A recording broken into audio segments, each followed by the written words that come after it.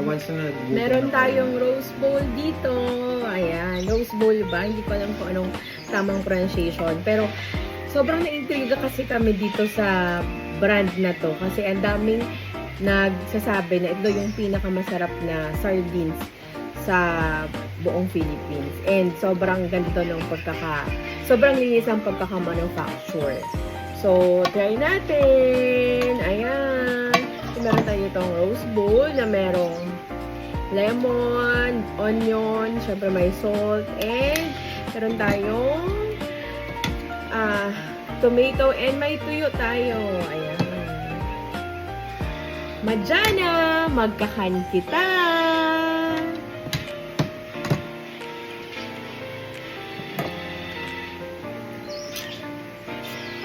So, try lang natin nang wala munang, hindi ko muna hinahalo.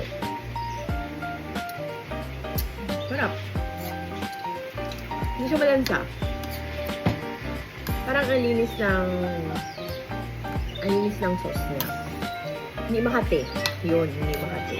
Hindi malansa. Tapos, in fairness, malaki yung mga sardines niya. Malaki. Compared sa ibang nalasahan namin na sardines. Tignan natin.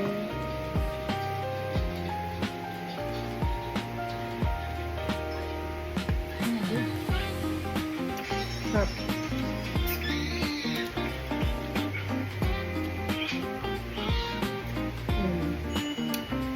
Sarap.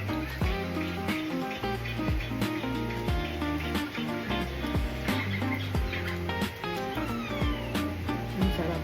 Grabe.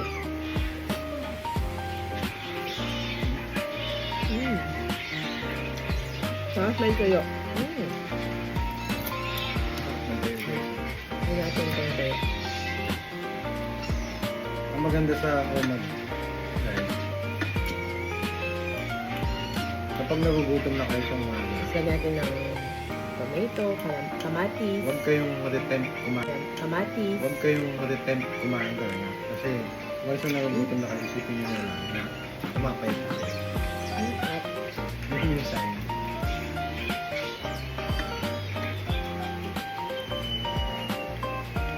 Huwag mo na lang isipin yung pagkain para magugutom. Kasi naalala ko, trabaho ko